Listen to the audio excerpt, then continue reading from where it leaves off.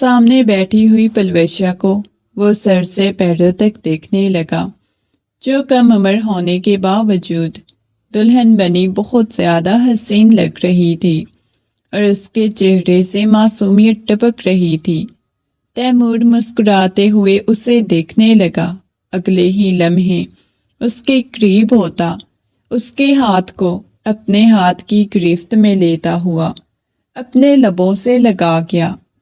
وہ سامنے بیٹھے ہوئے تیمور کو دیکھ کے تھوڑی جھجکنے لگی تھی۔ تیمور بھائی، یہ آپ کیا کر رہے ہیں؟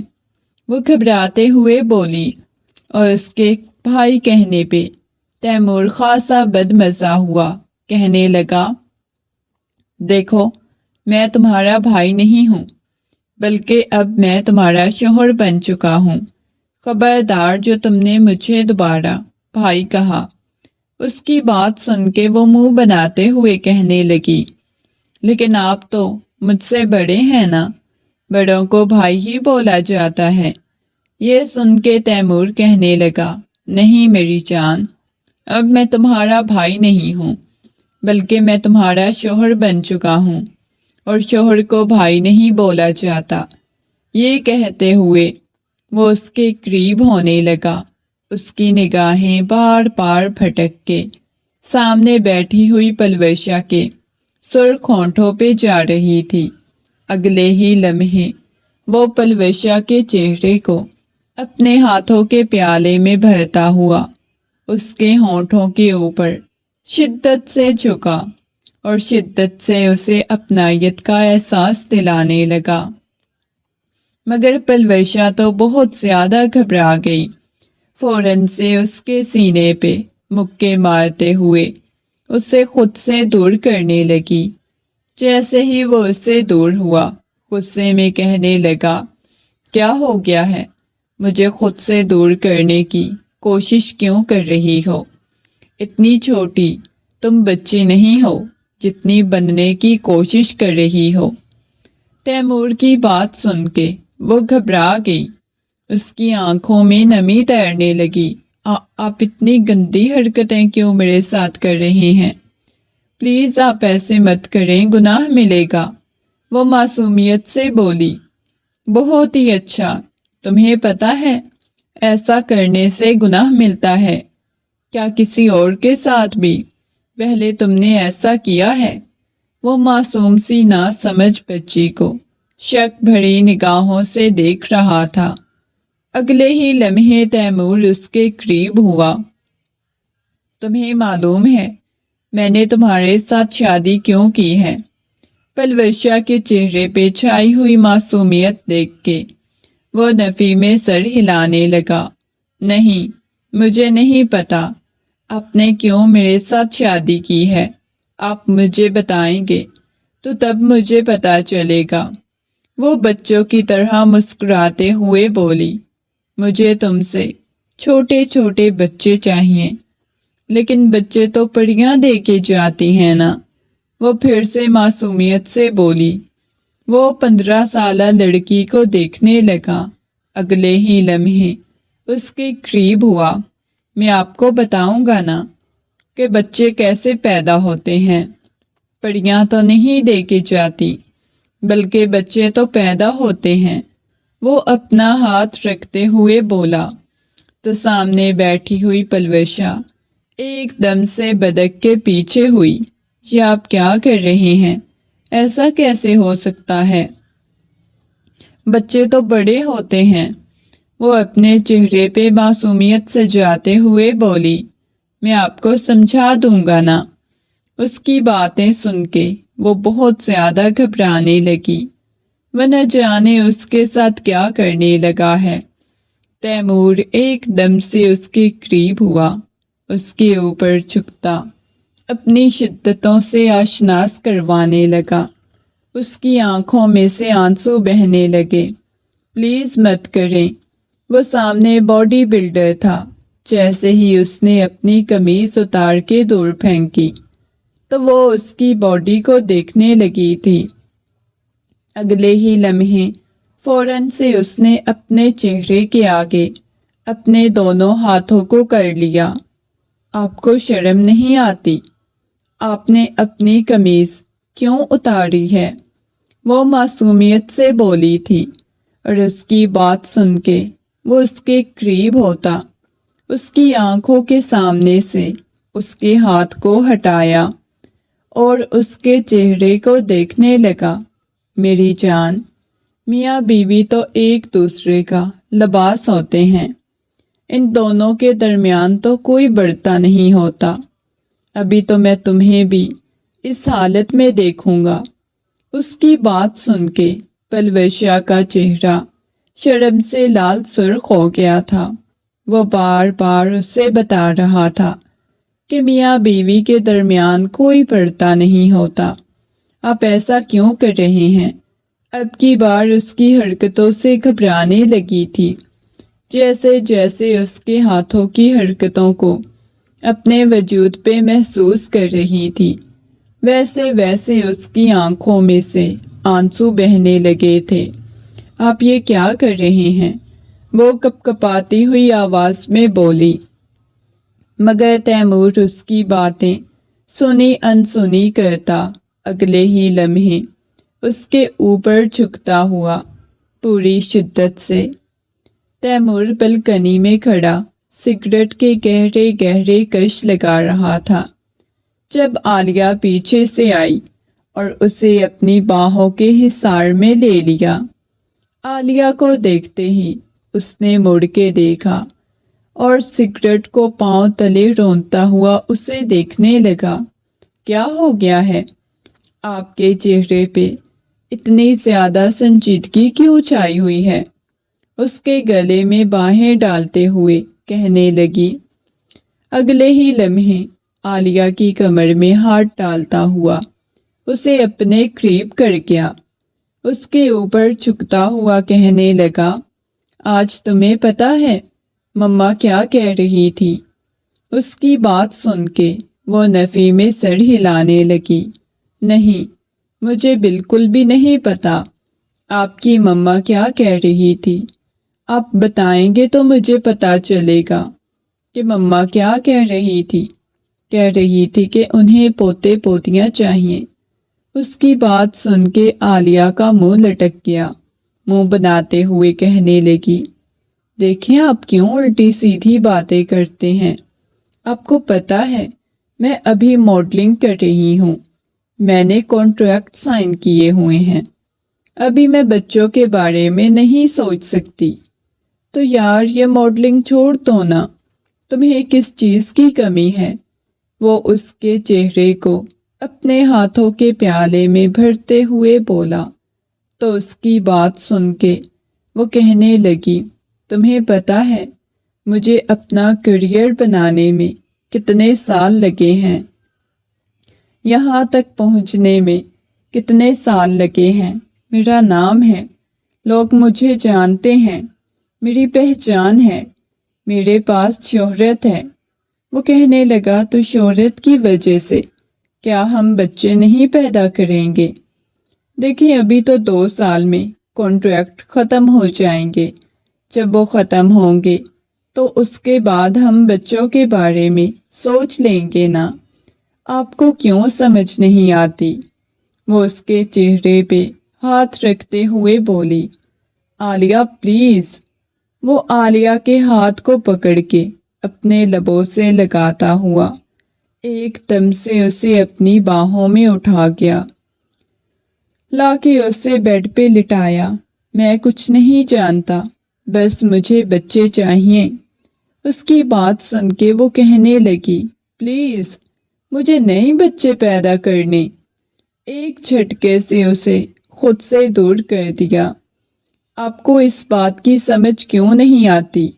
مجھے ابھی بچے پیدا نہیں کرنے، وہ غصے میں چلاتے ہوئے بولی۔ اور اگر اس کی بات سن کے تیمور کہنے لگا، کیوں نہیں؟ آخر تمہیں ایک بات کی سمجھ کیوں نہیں آتی؟ آج پھر اسی بات پہ دونوں کی اچھی خاصی بحث ہو گئی تھی اور وہ کمرے سے باہر آ گیا، آ کے لاؤنج میں بیٹھا، ایک دفعہ پھر سے سگریٹ سلگاتا ہوا گہرے گہرے کش لگانے لگا۔ جب اسے قدموں کی آہٹ سنائی دی، اس نے دیکھا تو سامنے بی جان کھڑی ہوئی تھی۔ مسکراتے ہوئے کہنے لگی، میرا بچہ، ابھی تک کیوں جاگ رہے ہو؟ کیا ہوا ہے؟ وہ مسکراتے ہوئے چلتے ہوئے اس کے پاس آئیں تو بی جان کی بات سن کے وہ نفی میں سر ہلانے لگا۔ نہیں بی جان، کچھ بھی نہیں ہوا۔ وہ ان کے پاس بیٹھ گیا، کہنے لگی، بیٹا تم اتنے زیادہ پریشان کیوں لگ رہے ہو؟ بتاؤ مجھے کیا ہوا ہے؟ نرمی سے اسے پوچھا۔ آپ ابھی تک جاگ کیوں رہی ہیں؟ میں نے پلویشا کو بولا وہ میرے لیے چائے بنائے، سر میں بہت زیادہ درد ہو رہی تھی۔ اچھا رکے، میں بھی پلویشا کو کہہ کے آتا ہوں کہ وہ میری بھی چائے بنا دے۔ یہ کہتے ہوئے وہ کچن کی طرف گیا تھا۔ سامنے پلویشا اپنی ہی سوچوں میں مگن کچھ گنگنا رہی تھی۔ پلویشا ایک کام کرنا، میری ابھی چائے بنا دینا۔ اس نے مڑ کے دیکھا، سامنے تیمور کھڑا ہوا تھا۔ جی ٹھیک ہے تیمور بھائی، آپ بھی بی جان کے ساتھ چا کے لاؤنج میں بیٹھ جائیں، میں تھوڑی دیر تک چائے لے کے آتی ہوں۔ وہ نرمی سے واپس آیا اور بی جان کی گود میں سر رکھتا ہوا لیٹ گیا۔ بی جان دھیرے دھیرے اس کے بالوں میں ہاتھ پھیرنے لگی۔ وہ کہنے لگا، بی جان، اولاد کی خواہش ایک انسان کو کتنی زیادہ ہوتی ہے، اور اولاد کی خواہش میں انسان کیا کچھ کرتا ہے۔ وہ مسکراتے ہوئے بول رہا تھا، اور تبھی تم نے بڑی جلدی ہمیں اولاد کی خوشخبری سنا دی ہے نا؟ بی جان منہ بناتے ہوئے بولی۔ وہ اٹھ کے بیٹھ گیا۔ بی جان، آپ کو پتہ ہے میں عالیہ کو منا کے تھک چکا ہوں، مگر وہ کہتی ہے ابھی 2 سال اور نہیں۔ عالیہ کو میں منانے کی کوشش کر رہا ہوں، لیکن وہ کہتی ہے میرا کریئر ہے وہ خراب ہو جائے گا۔ بی جان، میں کیا کروں؟ مجھے اولاد کی بہت زیادہ خواہش ہے۔ وہ بی جان کو دیکھتے ہوئے بولا۔ بی جان کہنے لگی، میری ایک بات مانو، تم دوسری شادی کر لو۔ بی جان کو وہ حیرت سے دیکھنے لگا۔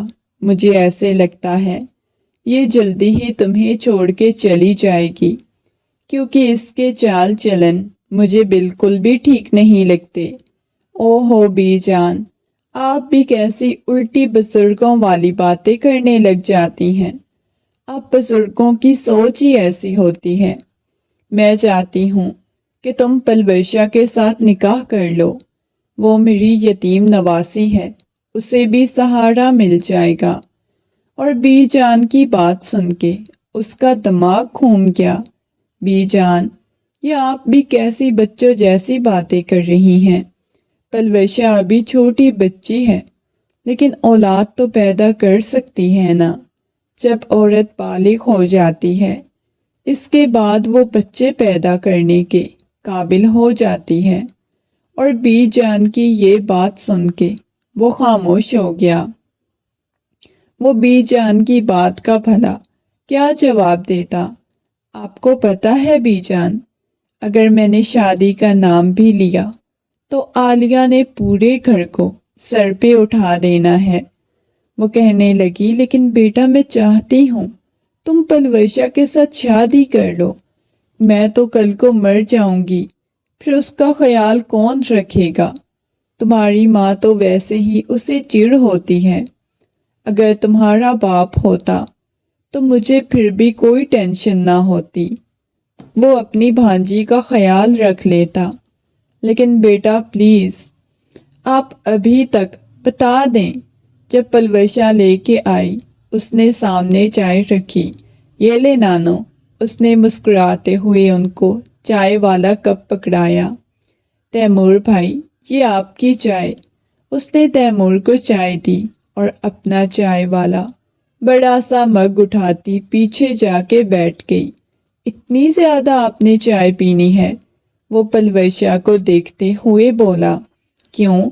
آپ کا اور لینے کا دل کر رہا ہے؟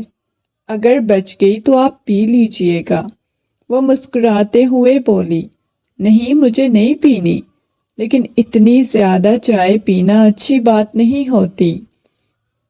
اس کی بات سن کے وہ منہ بناتے ہوئے کہنے لگی، چلے ٹھیک ہے، ابھی تو مجھے پینے دینا، ابھی کیوں مجھے ڈانٹ رہے ہیں؟ پلوشا کی معصومیت دیکھ کے، اس کی بات سن کے وہ دھیرے سے مسکرا دیا۔ اچھا ٹھیک ہے پی لو، وہ محبت بھرے انداز میں بولا۔ اس کے بعد وہ چائے پینے کے بعد اٹھ کے چلی گئی، جبکہ وہ دونوں ابھی تک وہاں پہ ہی بیٹھے ہوئے تھے۔ بی جان، آپ بہت غلط سوچ رہی ہیں، میں بالکل بھی اس معصوم سی لڑکی کے ساتھ شادی نہیں کر سکتا۔ ٹھیک ہے سوچ لینا اس بارے میں۔ یہ کہتے ہوئے وہ چلے گئے۔ ان کے جاتے ہی بے ساختہ ہی معصوم کا پلوشا کا معصوم سا چہرہ اس کی آنکھوں کے سامنے آنے لگ گیا تھا۔ وہ واپس کمرے میں آیا تو وہ آرام سے موبائل پہ کسی سے کال پہ بات کر رہی تھی۔ چلو ٹھیک ہے، میں بعد میں تم سے بات کروں گی، یہ کہتے ہوئے عالیہ نے کال کٹ کر دی۔ تیمور کی پیشانی پہ بل نمودار ہوئے۔ اتنی رات کو کس کی کال تھی؟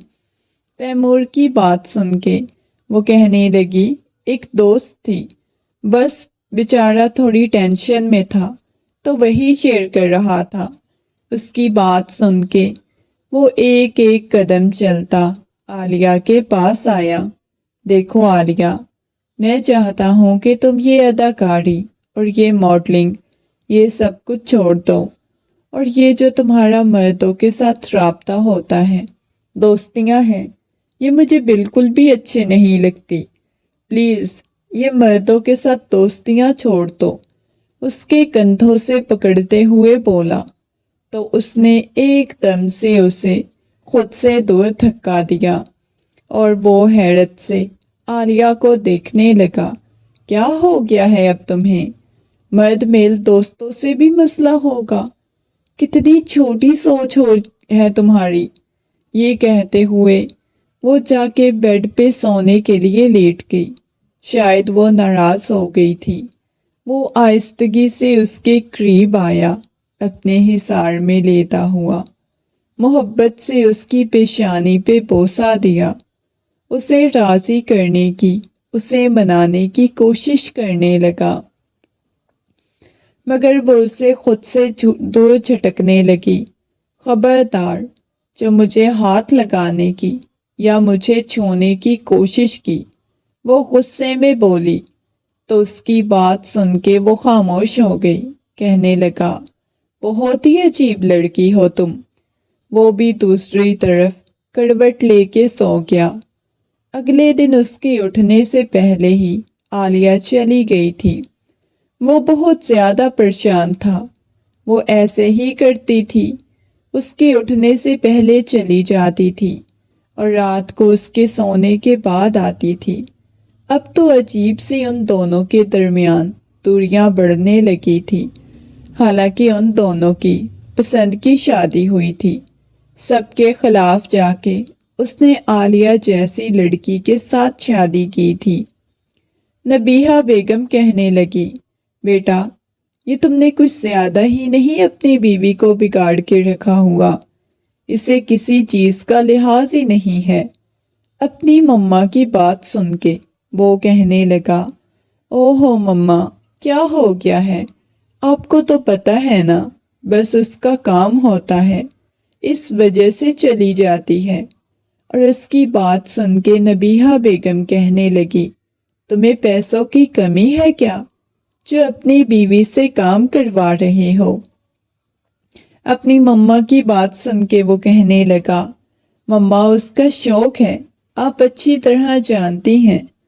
میں تو چاہتی ہوں کہ تم پلوشا کے ساتھ شادی کر لو۔ پلوشا جو کہ کھانا کھا رہی تھی، اس نے ایک دم سے سامنے بیٹھی ہوئی، تم پلوشا کے ساتھ شادی کر لو جو کہ کھانا کھا رہی تھی، ایک دم سے اس نے سامنے بیٹھی ہوئی نبیہہ بیگم کی طرف دیکھا۔ نبیہہ بیگم، وہ بی جان کی طرف دیکھا۔ کیا ہو گیا ہے؟ آپ سب لوگ پاگل ہو گئے ہو کیا؟ کیوں مجھے پاگل کر رہی ہو؟ پلویشا کے ساتھ میں کیسے شادی کر سکتا ہوں؟ ابھی وہ یہی بات کر رہا تھا جب پیچھے سے عالیہ کی آواز آئی، ماشاءاللہ۔ سو وہ جلدی کام پہ چلی گئی، تم نے تو پیچھے سے اپنی دوسری شادی کے پلان بنانے شروع کر دیے۔ عالیہ غصے میں چلاتے ہوئے بولی، اور اس کی بات سن کے وہ کہنے لگا، عالیہ میری بات سنو۔ عالیہ اوپر کی طرف چلی گئی، سیڑھیوں کی طرف جا رہی تھی۔ وہ عالیہ کے پیچھے آیا، مگر آج اسے عالیہ پہ بہت زیادہ غصہ آیا تھا۔ کمرے کا دروازہ بند کر لیا۔ وہ کب سے دروازے پہ دستک دیے جا رہا تھا۔ عالیہ پلیز دروازہ کھولو، مجھے تم سے بات کرنی ہے۔ مگر عالیہ نے دروازہ نہ کھولا۔ کافی وقت بعد دروازہ کھولا۔ اس نے اپنا بیگ تیار کیا ہوا تھا، اپنے ہاتھ میں پکڑا ہوا تھا۔ میں جا رہی ہوں ہمیشہ کے لیے تمہیں چھوڑ کے۔ تم جیسی چھوٹی سوچ والے انسان کے ساتھ میں کبھی رہنا بھی پسند نہیں کروں گی۔ میرے سٹینڈرڈ کے بہت سے لوگ ہیں جو مجھ پہ مرتے ہیں، مجھے اپنی بیوی بنانا چاہتے ہیں، اور تمہیں میری قدر ہی نہیں۔ جا رہی ہوں میں تمہاری زندگی سے۔ یہ کہتی ہوئی وہ اپنے بیگ کو گھسیٹتے ہوئے وہاں سے چلی گئی، اور وہ ہونکوں کی طرح اس کی طرف دیکھتا رہ گیا۔ عالیہ کے جانے کے بعد تو وہ بالکل خاموش رہنے لگا تھا۔ بی جان اسے بار بار کہہ رہی تھی کہ بیٹا تم پلویشا کے ساتھ شادی کر لو، اور وہ ہر بار بی جان کو منع کر دیتا تھا، کہتا تھا نہیں بی جان، میں پلویشا کے ساتھ شادی نہیں کر سکتا۔ آپ کو پتہ ہے پلویشا مجھ سے کتنی چھوٹی ہے۔ وقت گزرنے لگا، آدھی رات کا وقت تھا۔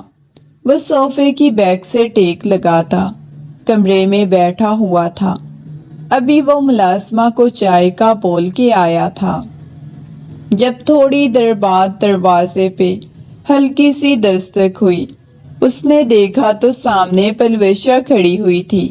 پلویشا ایک کام کرو، پلیز تھوڑا سا سر دبا دو۔ پلویشا نے سامنے پڑا چائے والا کپ دیکھا، وہ اسے اپنا سر دبانے کا کہنے لگا۔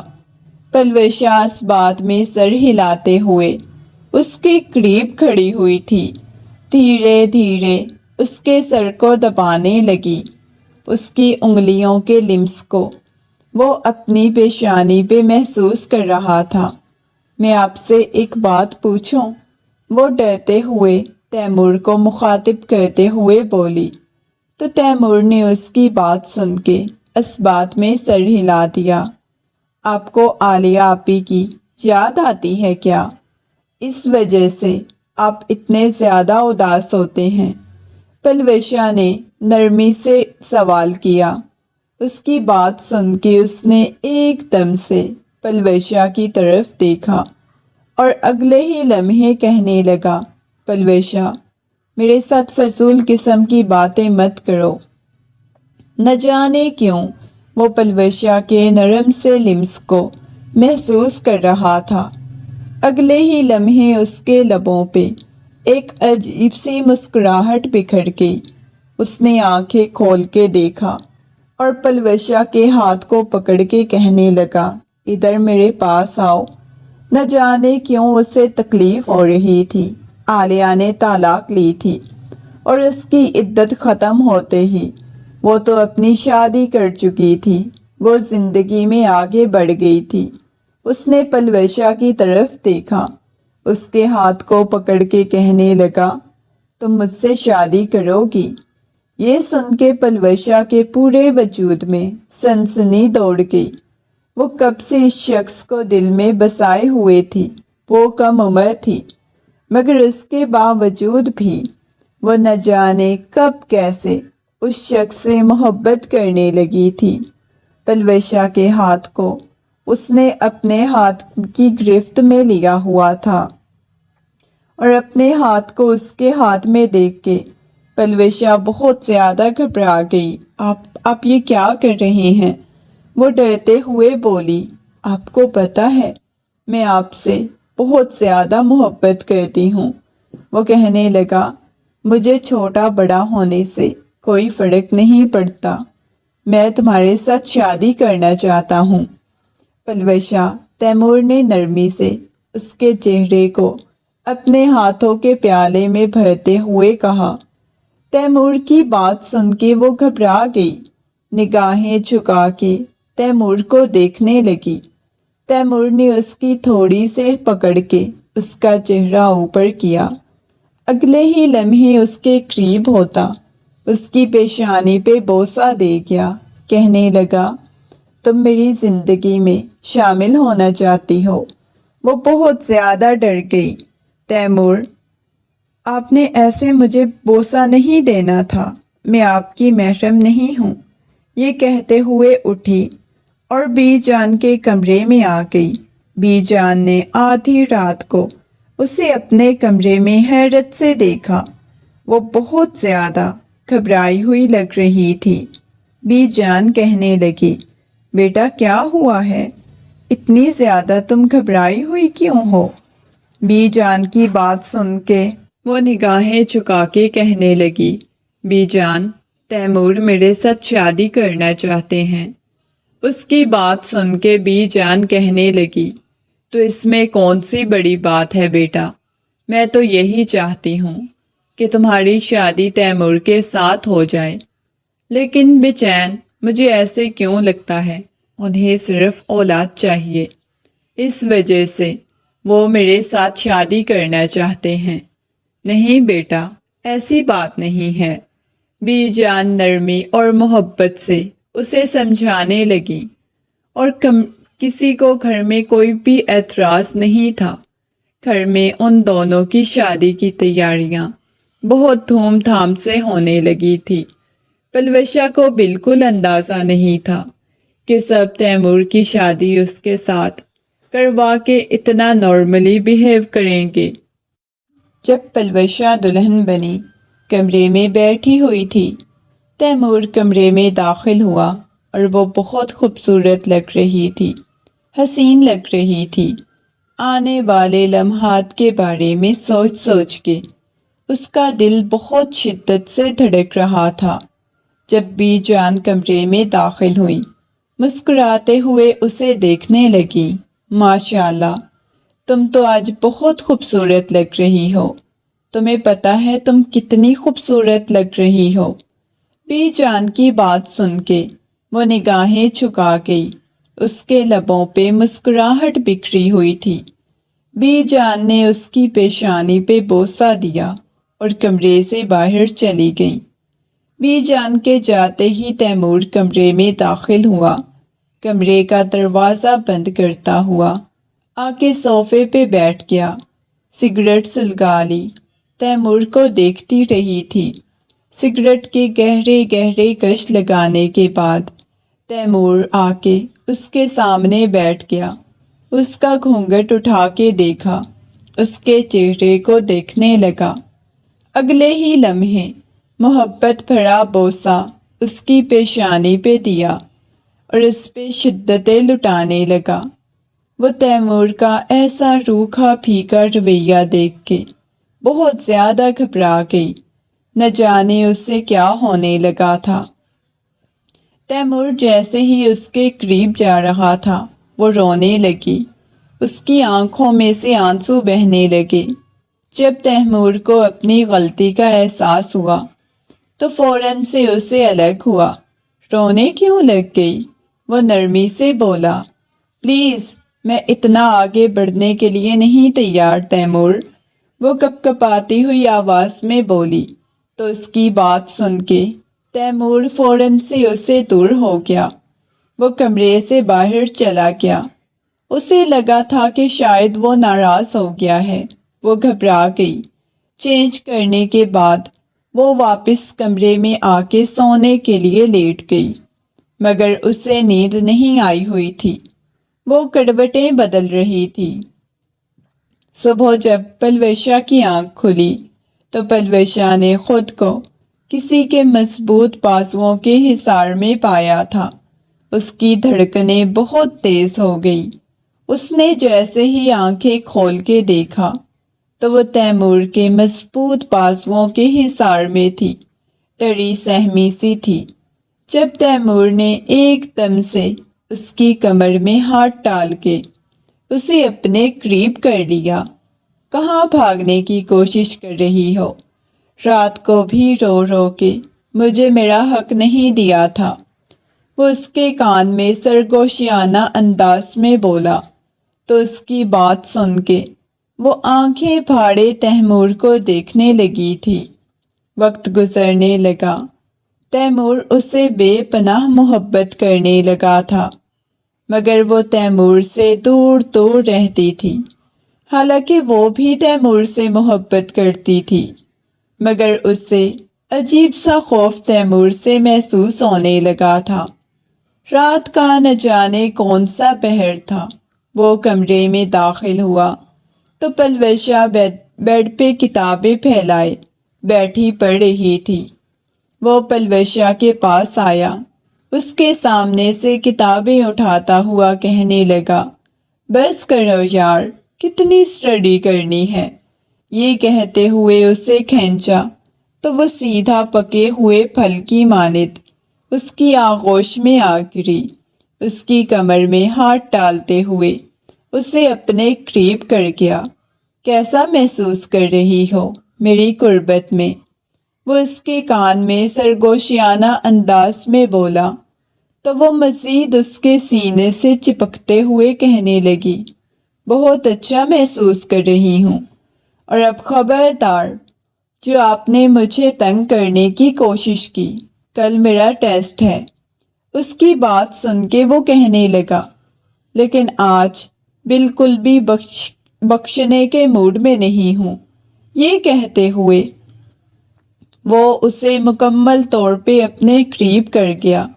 وہ اب بھی زندگی میں آگے بڑھنا چاہتا تھا۔